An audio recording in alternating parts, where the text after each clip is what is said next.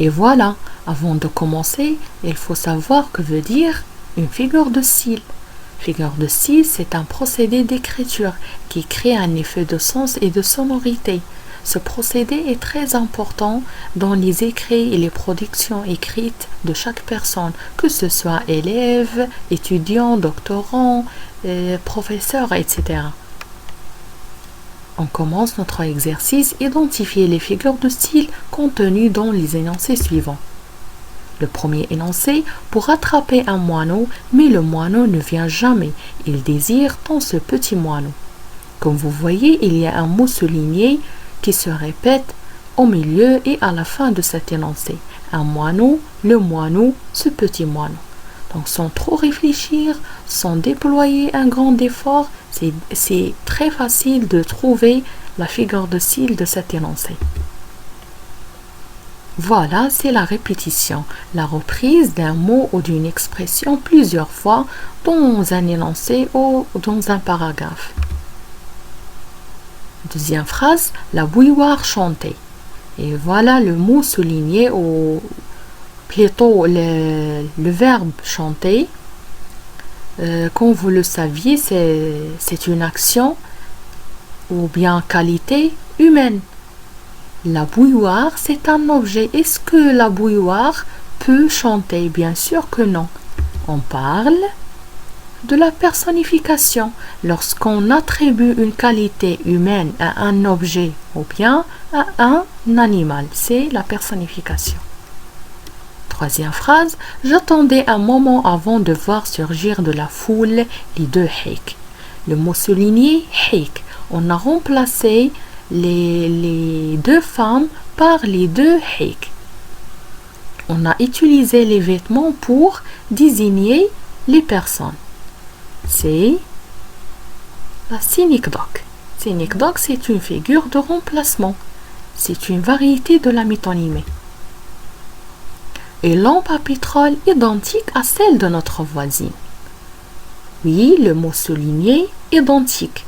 Identique, c'est un outil de comparaison qui désigne l'égalité. Exemple comme, pareil à, semblable à, etc. Bien sûr, à l'aide de cet outil de comparaison, il y a un comparé, c'est la lampe à pétrole, et un comparant, celle de notre voisine. Oui, la comparaison. Et voilà, cinquième phrase, tu as choisi la vie et moi la mort. On a deux mots soulignés de sens opposés dans une même phrase. On parle.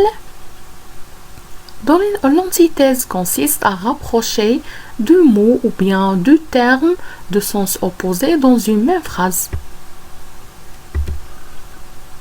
Oh, c'est du joli, c'est du propre. Voilà, c'est cette expression dite par la nourrice à Antigone. Lorsque la nourrice reproche Antigone parce qu'il est sorti à l'aube, et lui a dit « Oh, c'est du joli, c'est du propre ». On parle dans l'antiphrase. C'est un procédé de l'ironie. Lorsqu'on dit le contraire de ce que l'on parle. Les petites flammes dansaient. Donc c'est très facile. Bien c'est la personnification, bien sûr. On a déjà parlé de cette figure. Danser, c'est une qualité humaine. Et les flammes, bien sûr, les flammes ne peuvent pas danser. Autour de moi, rôdaient les genoux, les démons noirs invoqués par la sorcière.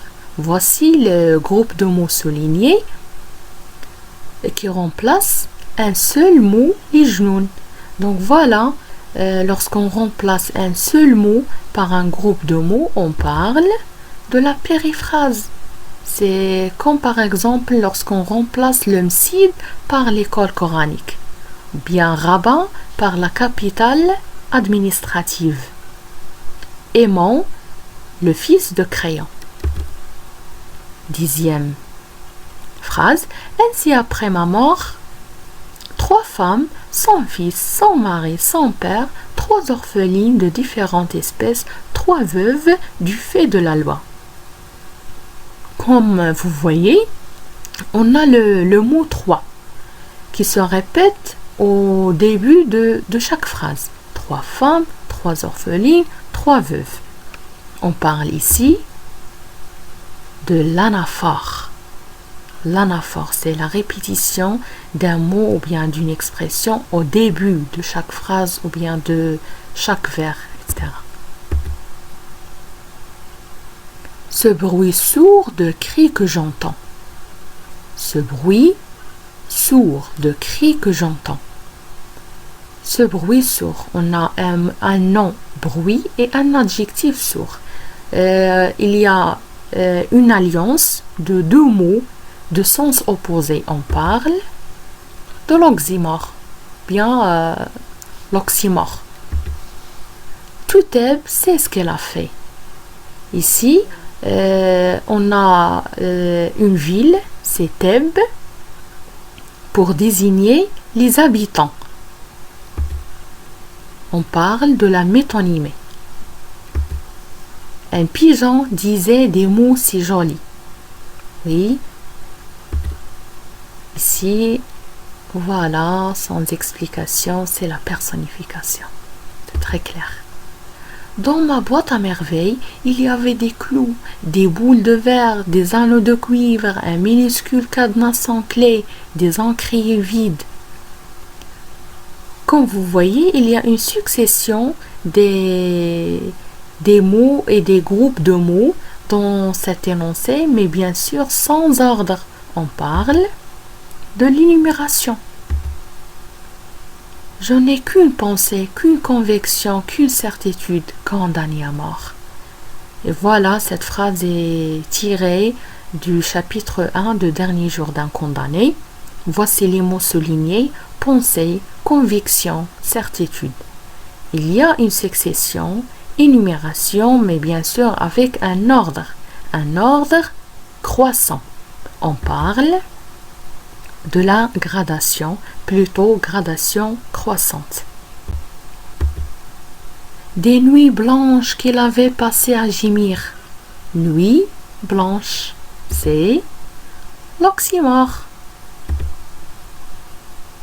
Les cris de l'El Zoubida transperçaient les murs, traversaient, piquaient les murs. Il y a une exagération. On parle de l'hyperbole. C'est une figure de l'amplification. Tu es un cadavre et je n'aime pas toucher les charognes. Tu es un cadavre. On peut dire aussi tu es comme un cadavre, mais on a effacé le titre de comparaison. Donc on parle de la métaphore.